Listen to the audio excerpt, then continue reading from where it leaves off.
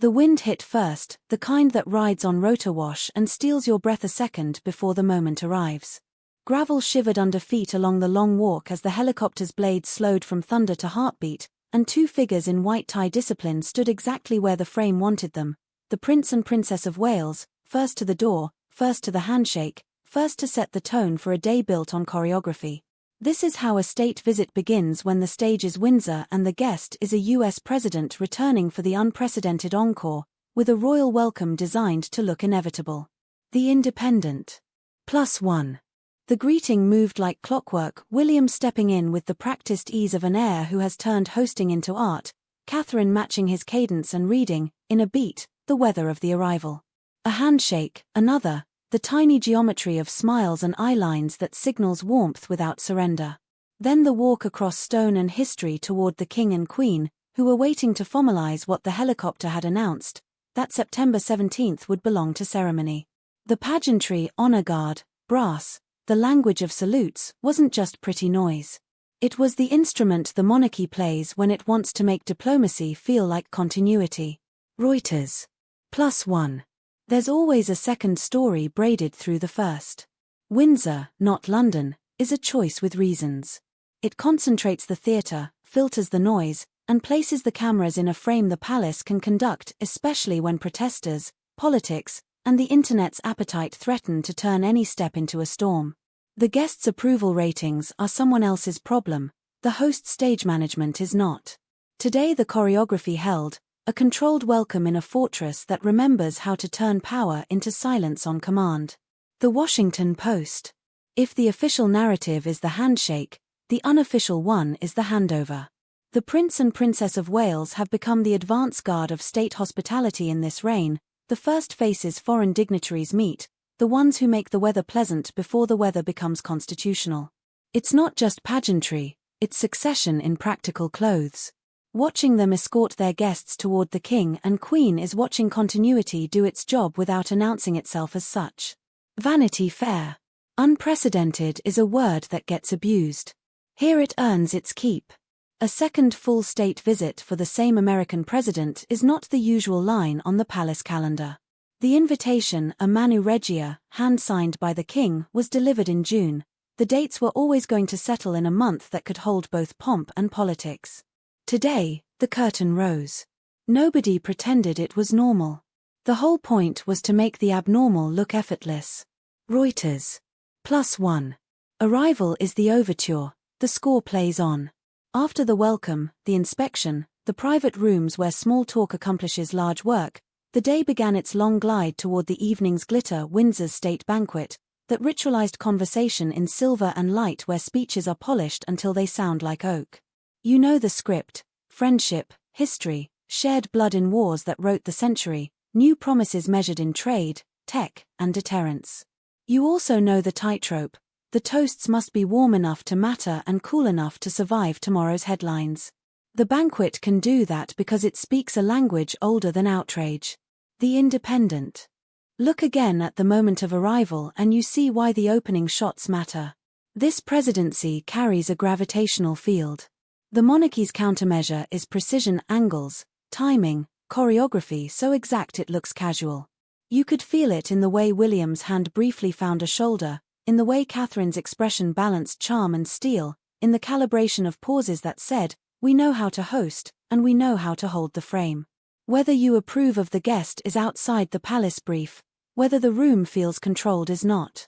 Today, it did. AP News. Beyond the castle walls, politics sharpened the air. The visit is short by design, dense by necessity. Tomorrow pulls the motorcade down to Buckinghamshire, where the Prime Minister will parse sentences with the guest over Chequers lawns, the public version of a private calculus that mixes investment, security, and whatever the headlines demand this week. The optics, the red carpet, the flypast, the uniforms that make time behave for a minute, do their job so that those rooms can do theirs. The Independent. There is a smaller story tucked into the margins that will likely own a news cycle on its own: 2 women, a garden, and a field trip with stakes disguised as leaves. Tomorrow, Catherine, and the First Lady step into Frogmore Gardens with the Chief Scout and a pack of squirrels, 4- and 5-year-olds earning a Go Wild badge while the cameras learn a different definition of soft power. It looks charming by design because it is early years, outdoors, community, a portfolio Catherine has turned into a national conversation and a bridge to American concerns about children and well-being. A garden walk is never just a garden walk when the lenses are rolling. Vanity Fair. +1. The unsentimental truth about these days, 1,000 tiny decisions decide whether the big ones land. Where the helicopter sets down. How long the stroll lasts. Whether the microphones catch anything that wasn't meant for them. It's why you saw the heir and his wife take the first beat of the visit with the kind of poise that turns a living room into a stage.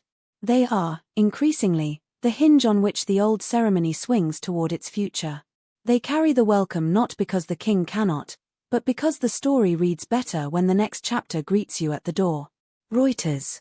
There's also the mathematics of memory. For many viewers, 2019 lives like a photograph, a queen, a sash, a toast in a ballroom 5 miles east. Today's images rewrite that memory, not by contradicting it but by layering it, different sovereign, different room, same alliance trying to sound both inevitable and new. That is the monarchy's strange genius, to change the voice and keep the song. Reuters. What did the cameras miss? The nerves you can't see, the lists no one will publish, the microbriefings that teach a greeting party how to move a conversation from helicopter noise to heraldry without dropping a beat. What did they catch? Enough. The handshake held exactly as long as it should. The smiles were calibrated, not pasted. No one tripped on the choreography. In a week that has asked the royal family to speak grief, faith, and now statecraft in 3 different registers, today's welcome sounded like a chorus remembering its harmony. The Washington Post. And when the doors closed behind the first photo op, the day did what these days always do, it slowed down. The castle has a way of absorbing drama and returning only ceremony. The inspection line became a corridor. The corridor became a room. The room became a conversation that won't leak until it's meant to, if it ever does. Outside, the lawns held the shape of the landing like a memory in grass. Inside, silver waited in quiet stacks for nightfall. Somewhere a speechwriter stared at a comma.